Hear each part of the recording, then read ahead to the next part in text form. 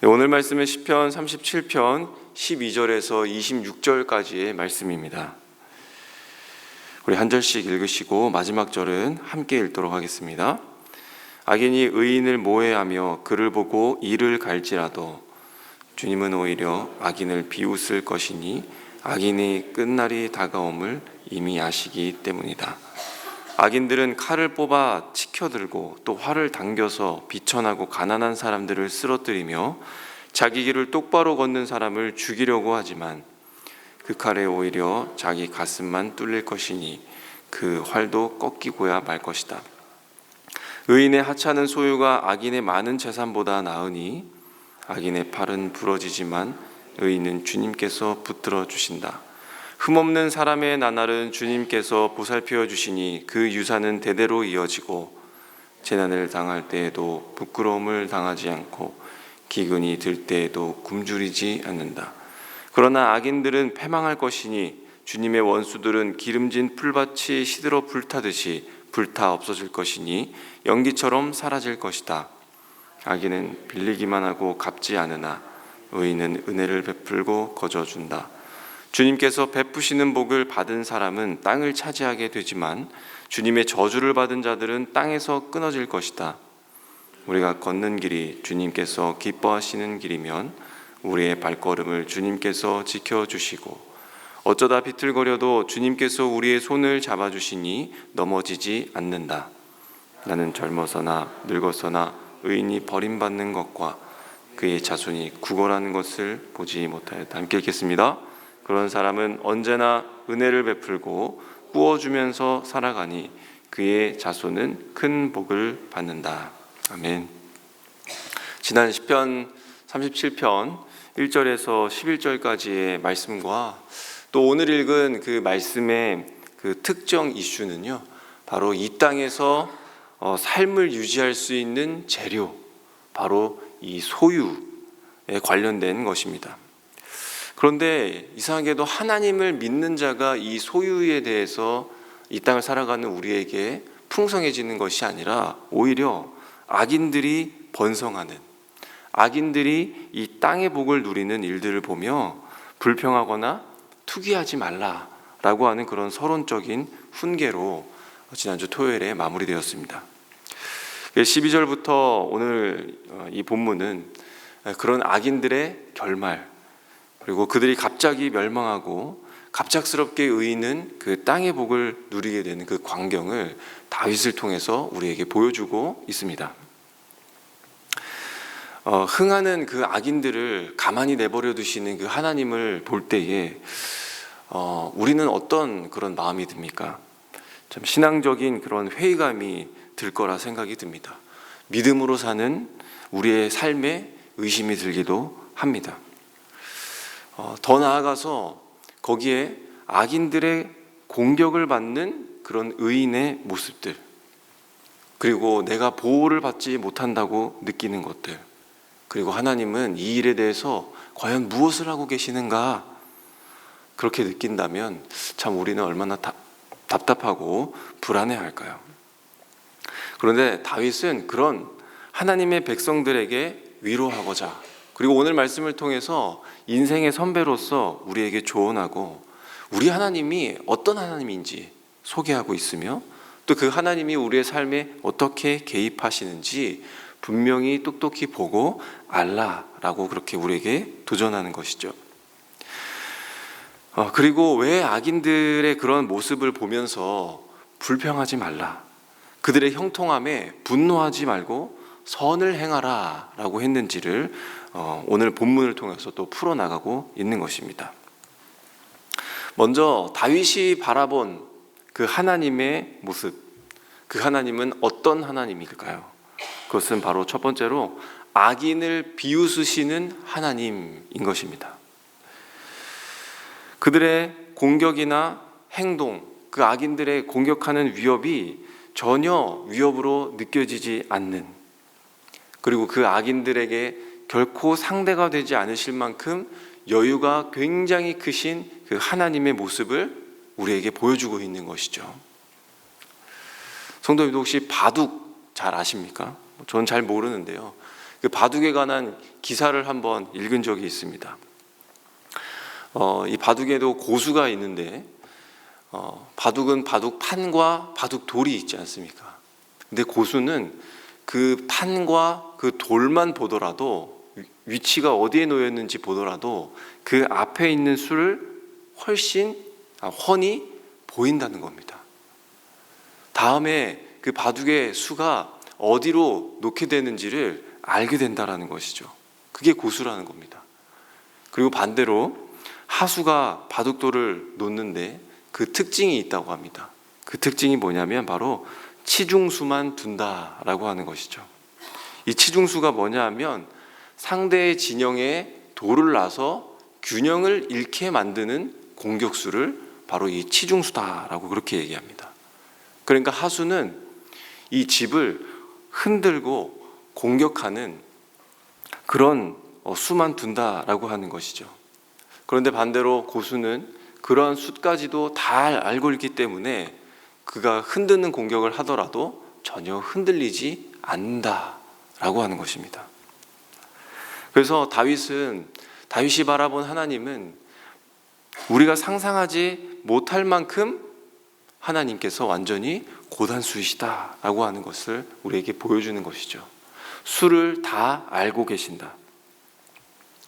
물론 그 악인의 공격을 직접적으로 당하는 우리가, 그리고 칼이나 활로서 공격을 당하는 우리로서는 그 현실이 너무나도 무섭고 두려울 수 있지만, 우리와 함께 하시는 그 하나님은 그들의 수를 완전하게 깨고 계시기 때문에 이런 방법으로 저런 방법으로 아무리 공격해도 결코 균형을 흔들릴 수는 있겠지만 하나님께서 아시기 때문에 다 막아주신다라고 하는 것입니다.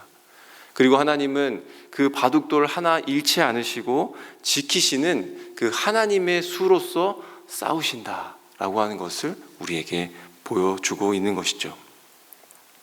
그래서 하나님과 함께하고 있는 우리는 그 하나님의 수를 계속해서 배워가게 되는 것입니다. 어떻게 배워가게 되는 걸까요? 말씀과 기도, 믿음과 행함으로. 그렇게 우리는 하나님의 강하심을 알게 되고 보게 되며 배우며 담력을 얻어가게 되는 것이죠. 그러던 와중에 정말 그 악인들의 힘이, 공격이 우리에게 큰 위협이 될 때에는 하나님께서 어떻게 하신다고 하셨습니까? 그들의 칼과 활을 부러뜨리신다. 다윗은 이렇게 놀라우신 하나님의 강함을 우리에게 다시 한번 보여주고 있습니다. 그리고 두 번째로 다윗이 우리에게 말하고 있는 것은 우리의 삶에 있어 하나님이 우리에게 남겨주신 유산이 있다는 것입니다. 그리고 다윗은 우리에게 그 상속을 꿈꾸면서 이 시대를 기다리며 살아가라 라고 그렇게 말하고 있는 겁니다. 지금은 악인이 배부르고 또 의인이 굶주리는 것 같고 우리가 누리는 것이 그들보다 적다 할지라도 지금 당장은 우리가 수세가 밀리고 일보 후퇴하는 것 같아 보여도 결국에는 더 큰 승리를 이루시는 그 하나님의 계획, 그 계획을 보자는 겁니다. 알자는 겁니다. 그래서 오늘 말씀을 보니까 이 악인의 소유된 것, 많이 가진 것 때문에 실족하는 의인들이 있는데 그 의인들에 대해서 하는 말 같습니다. 그런데 다윗은 뭐라고 얘기하고 있습니까? 너희들이 전혀 그럴 필요가 없다. 하나님은 우리에게 엄청난 유산, 그 유산은 바로 우리가 딛고 서 있는 이 땅이 아니라 바로 장차 올 하나님 나라, 새 하늘과 새 땅, 그것을 이야기하고 있는 것이죠. 이 소유, 바로 이 땅에 대해서 땅에 대한 단어를 듣게 되면 우리가 또 생각나는 게 있지 않습니까? 우리 작년에 최영삼 목사님께서 오셔서 이 땅에 대한 이야기를 또 언급해 주셨는데, 그때 당시에 예수 그리스도를 통해서 우리에게 손으로 짓지 아니한 기업을 주겠다, 곧 땅을 주겠다, 새 하늘과 새 땅을 주겠다, 그런 말을 하시면서 그 땅에 대한 말씀을 하셨죠.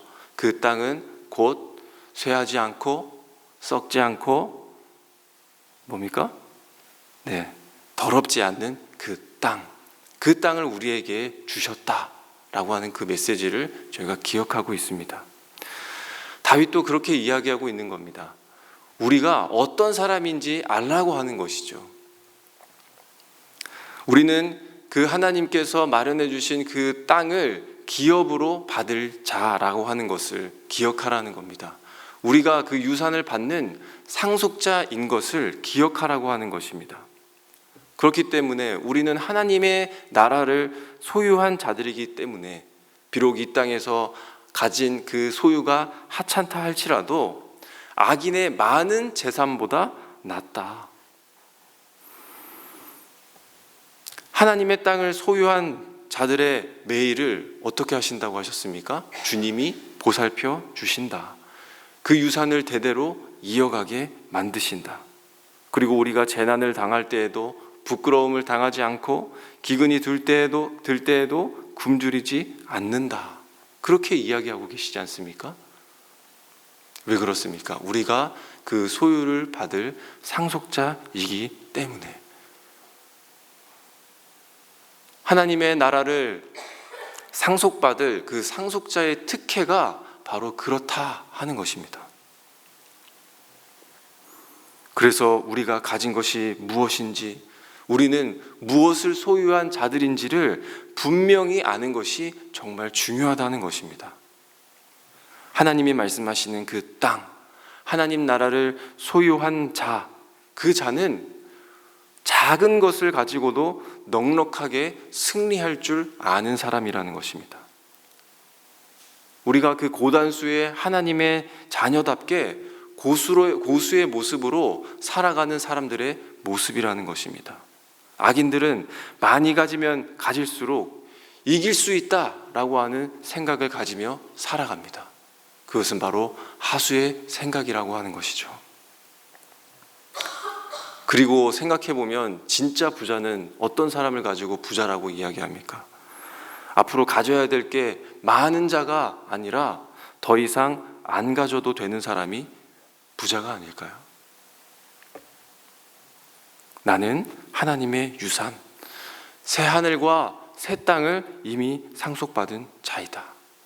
이 사실을 기억하며 기다리며 또 그들의 소유를 가지고 불평할 수 없는 우리의 자신인 것을 분명히 알고 오늘 하루를 지내시는 우리 성도님들이 되시기를 바랍니다.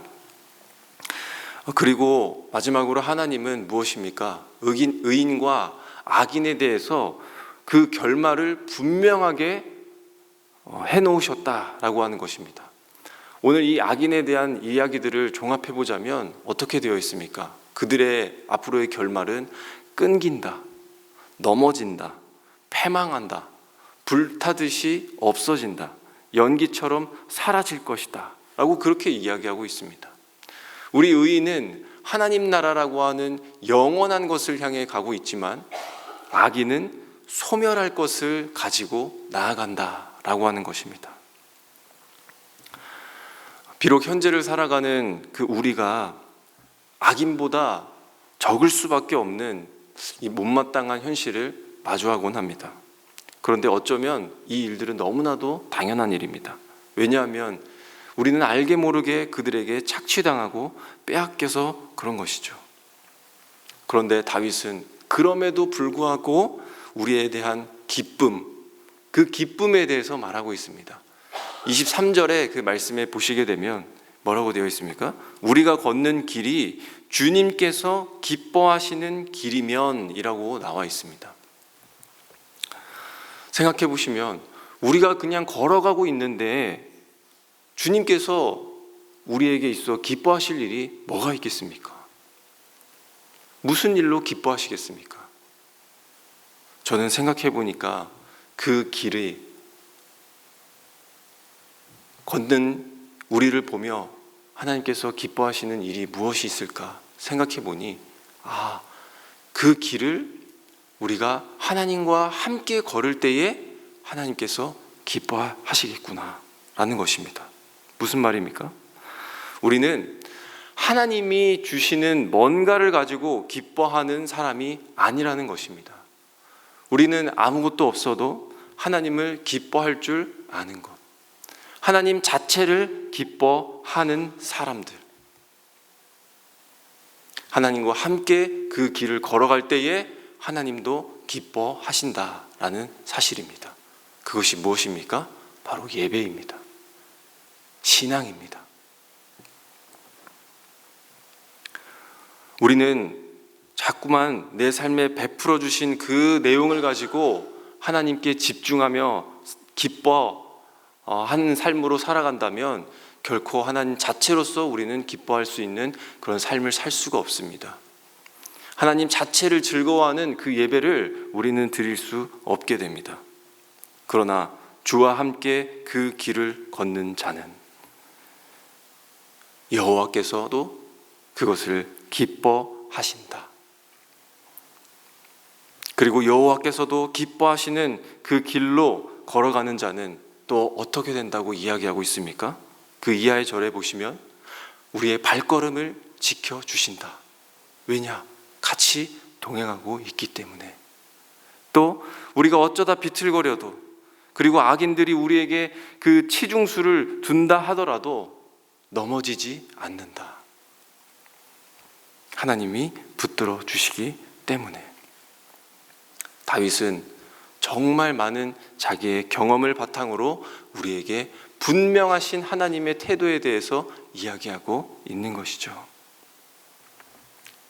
성도님들, 하나님 나라를 향해 가는 우리의 삶에 있어서 악인의 그 형통하는 그 불합리를 마주하기도 하고, 세상의 비상식적이고 그런 비논리적인 현상을 바라보는 우리의 마음과 몸은 때로는 너무나도 괴롭기도 할 때가 있습니다. 분명히 우리 손에는 복음이 쥐어져 있는데도 말이죠.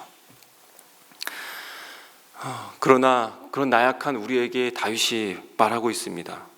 그런 악인들의 중심을 흔드는 치중수에 흔들리지 말고, 넘어가지 말고, 또 똑같이 그 악을 이기기 위해 악한 방법을 사용하지 말고 끝까지 선을 도모하라. 그렇게 이야기합니다. 그래서 이 전날에 있는 그 앞에 본문 3절의 말씀처럼 주님만 의지하라, 선을 행하라, 이 땅에 사는 동안 성실하게 살아라 라고 그렇게 이야기하고 있습니다. 근데 여기에서 나오는 이 성실은 믿음에 가까운 단어입니다. 그래서 우리는 이 성실과 믿음, 어떤 성실과 어떤 믿음으로 살아가는 것입니까? 하나님이 우리와 함께 하시기 때문에 우리는 늘 꾸준하게, 늘 성실하게 하나님을 선택하는 그런 성실과 믿음으로 살아가라라고 하는 뜻입니다. 악인은 약한 자들에게 칼과 활로 공격하며 갈취하여 그들의 배를 불리며 이 세상을 점령해 나가고 있지만, 하나님의 사람, 의인은 날마다 하나님을 붙드는 성실과 믿음으로 점령해 간다는 것입니다. 악인의 꾀를 꿰뚫어 보시는 그 고단수의 하나님을 오늘도 성실과 믿음으로 붙들어 가시기를 부탁드립니다. 우리에게 예비하신 그 유산, 상속받을 우리의 신분을, 그런 우리의 모습을 바라보며 나아가며 기다리며 살아가시는 우리 성도님들이 되시기를 간절히 소망합니다. 오늘 말씀을 기억하며 기도하시고 또 이 말씀을 빗대어 다음 세대를 위해서 이 시간 한번 기도하며 나아가겠습니다. 하나님, 이 세대가 하나님을 분명히 기억하는 다음 세대가 되기를 원합니다. 우리에게 분명하신 하나님을 기억하는 다음 세대가 되게 하여 주시옵소서. 적군과 악인의 공격을 가벼이 여기시는 하나님, 코웃음 치시는 그 하나님의 강함을 아는 우리 다음 세대 자녀가 되게 하여 주시옵소서. 하나님이 우리에게 물려주신 유산을 기대하며 지금의 이 고난, 그리고 장차 올 영광과는 비교도 할 수 없는 그 놀라운 삶이 우리에게 주어져 있음을 믿음과 성실함으로 하나님을 붙들며 살아가는 다음 세대가 되게 하여 주시옵소서. 꾸준하게 하나님을 선택하며 살아가는 우리 자녀들이 될 수 있도록 하나님 그들과 동행하여 주십시오. 함께 하여 주시옵소서라고 기도하겠습니다. 그리고 우리 교회 일정을 위해서 기도를 부탁드립니다. 이번 주 금요일과 토요일 부흥사경회가 있습니다. 우리 은혜샘물교회가 다시 하나님만 바라며 또 삶의 만족을 하나님으로 말미암아 누리는 우리 은혜샘물교회가 되게 하여 주시옵소서. 하나님이 주신 어떤 것을 가지고 예배하는 우리가 아니라 하나님 자체를 기뻐하는 우리 교회, 또 각자 우리에게 주어진 길을 잘 걸어갈 수 있도록, 또 우리가 가끔 흔들리는 그런 일들 속에서도 균형을 잃지 않고 넘어지지 않도록 우리를 붙드시는 그 하나님을 신뢰하며 나아가는 그 부흥사경회가 될 수 있도록 함께 기도해 주시면 감사하겠습니다. 그리고 기도하신 후에 우리 각자 가지고 나온 기도 제목을 가지고 함께 기도하시고 돌아가시도록 하겠습니다. 함께 기도하겠습니다.